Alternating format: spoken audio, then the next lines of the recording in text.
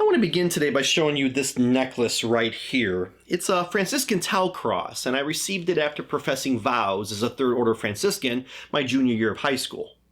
The story of how the towel became the official symbol of the Order of Friars Minor is an interesting one. In Italy, during the 12th century, Francis of Assisi grew up as a son of a wealthy cloth merchant. His desires were like any other young man's: fame, glory, wealth, vanity. And outside the town that he lived, leper colonies at the time were forced to wear bells and the symbol of the tau to alert others of their ailment due to its high level of contagion. For Francis, according to legend, the mere sight of a leper terrified and disgusted him. But all that changed after a close encounter with death, where, according to his biography, he underwent a dramatic conversion experience.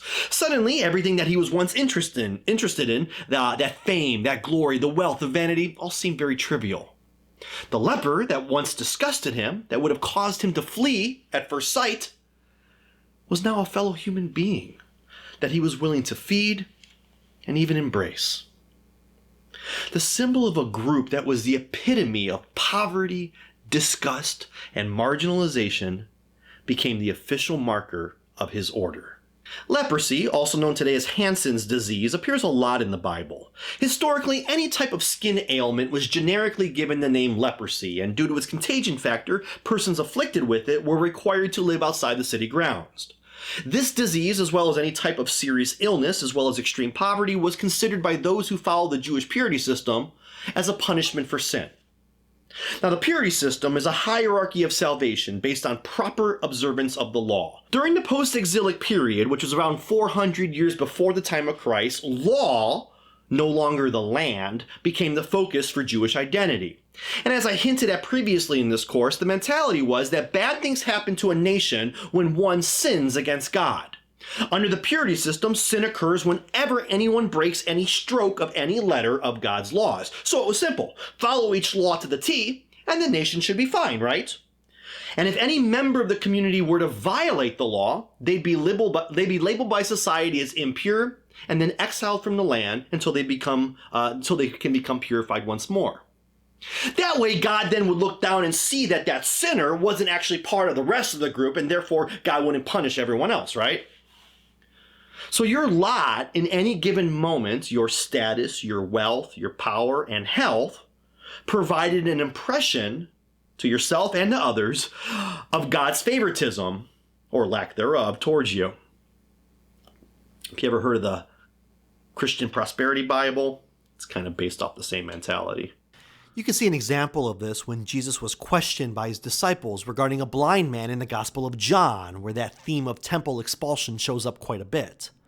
When asked about whose sin was responsible for making the man born blind, Jesus tells them that it was never about sin, but about revealing the glory of God.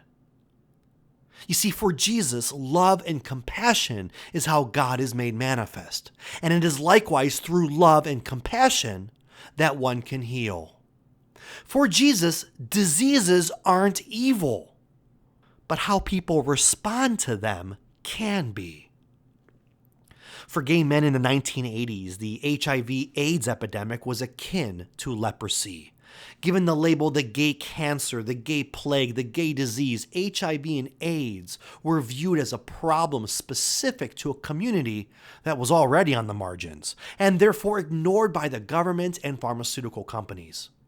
They were stigmatized by many Christian churches as divine retribution for a sinful lifestyle, what they claim Paul was warning about in Romans 1:26-27. As a result, the government failed to respond to the health pandemic that was crippling the queer community. They failed to respond to the people they had sworn to protect. This resulted in advocacy groups, protests, and civil disobedience demonstrations. The AIDS Coalition to Unleash Power, also known as ACT UP, created a political poster featuring a pink triangle against a black backdrop with the words, "Silence equals death." One could argue that silence equals death was one of the messages in Jesus' parable of the Good Samaritan. In that parable, Jesus tells of a man who was robbed and beaten and left for dead on the side of the road, only to be encountered by two temple officials, that is, two church officials, a priest, and a Levite. Now, Jewish purity laws stated that if one were to get in contact with another person's blood, they would become impure and would have to go through some purification rituals that would last a few days. If the priest and the Levite were to become impure themselves, they wouldn't be allowed to perform their sacred duties in the Holy Temple until they were made clean again.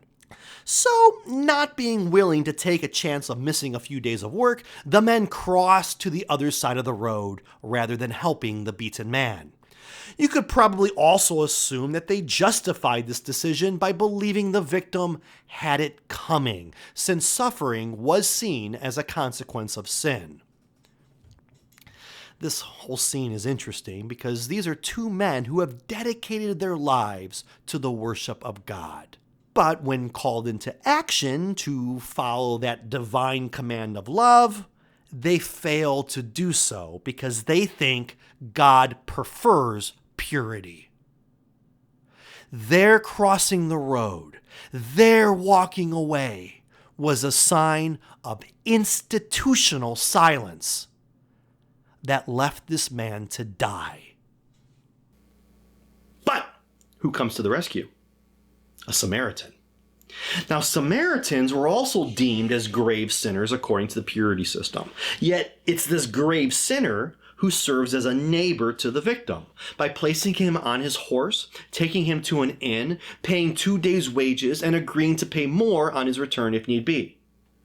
I've often seen the role of the Samaritan in modern versions of this parable reassigned to LGBTQ individuals, reflecting that when the church fails to love the marginalized, we're the first to step in.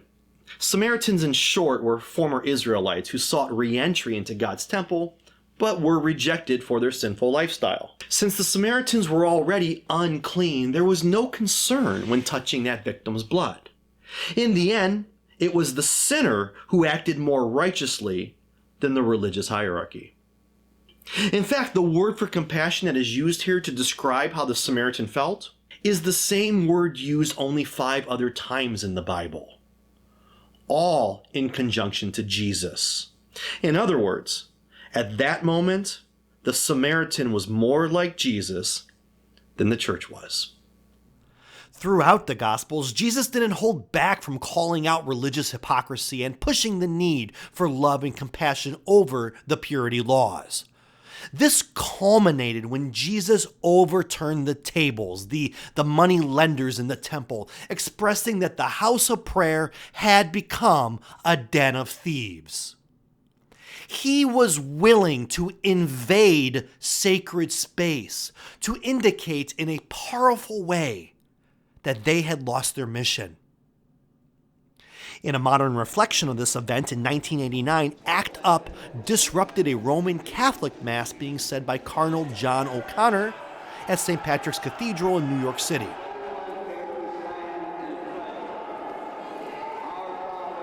Stop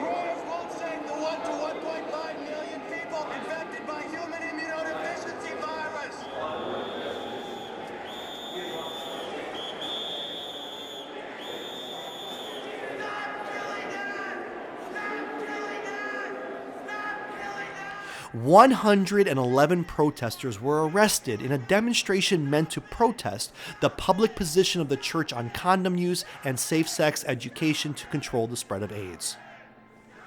This was meant to highlight the church's hypocrisy in teaching love while allowing countless to die. Compassion always involves 3 steps, as is evident in the parable of the Good Samaritan. You see the reality, you feel moved by what is going on, and then you do something about it. See, feel, do. This is in stark contrast to the Jewish purity system that was essentially don't touch ill.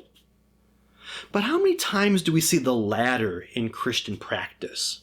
How many times do we try to label and categorize and separate those that don't fit into our own models of holiness?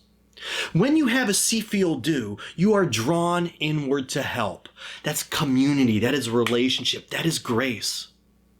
But when you cross the road to avoid, you're moving away from, you are excluding, you are separating, you are alienated, you are sinning. But here's something to consider. Can you blame them? I mean, after all, weren't they just doing what was the orthodox thing to do? What the Bible always told them to do? Well, if so, they learned nothing from the book of Job. Because the book of Job addresses that question of innocent suffering. Why would a good God allow innocent people to suffer? This book was written as an attempt to challenge that traditional view that suffering is a consequence of sin. Throughout the book, Job loses everything: his children, his livestock, his health, and his friends keep asking him for which sin was he being punished for. Job maintains that he hadn't done anything wrong, but his friends don't believe him and encourage him to repent. Victim blaming, right?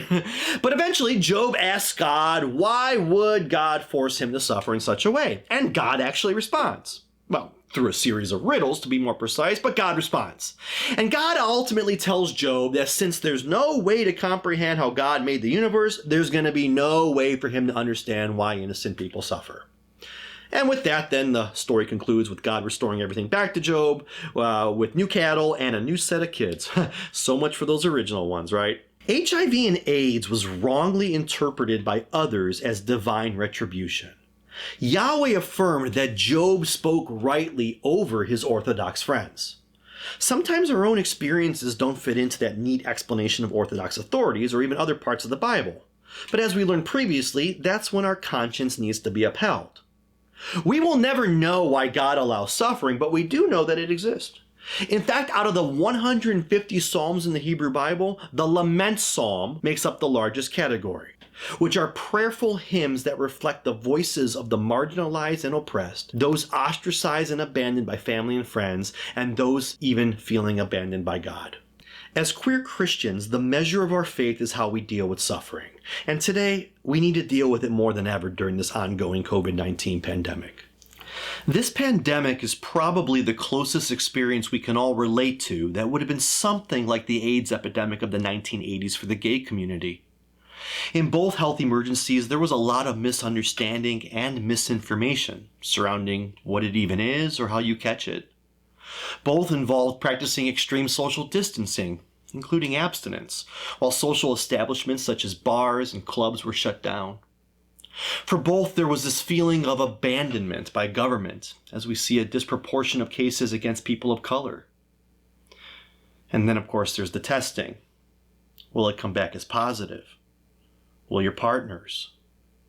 Will other people be honest about their results or risk infecting the community further? And will others treat this disease seriously enough to wear protection? Will they respect others enough to wear protection? Did you know that in the 1980s, people would actually attend HIV parties in order to willingly be infected, even calling it a gift?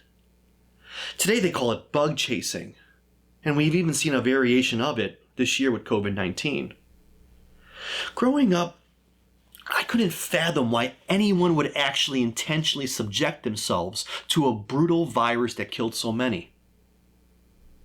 But then COVID happened, and now I get it.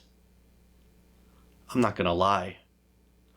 There were times when I seriously thought that maybe it would just be easier to just get it and be done with it. So I no longer have to run from it anymore. That I don't have to have that constant feeling that it's not a matter of if I get it, but when. It would be taking control over the monster.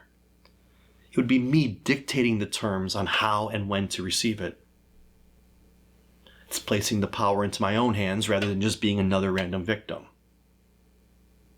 Now, for the record, I never actually pursued COVID.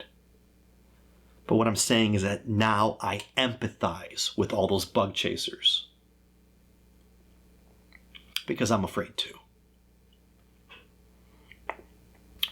My best friend's mother died of COVID a few months ago. And she took all those safety precautions, but it still got her. And due to its contagion, her family wasn't allowed to see her in the hospital. And after she died, they weren't even allowed to have an open casket. It was a lonely way to die. In the 80s, when a person had AIDS, they were treated like a leper.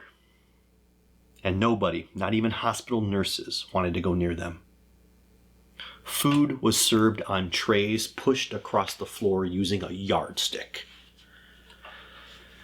It was a lonely way to die. It's imperative that the queer community takes its own experiences of suffering and healing and become wounded healers.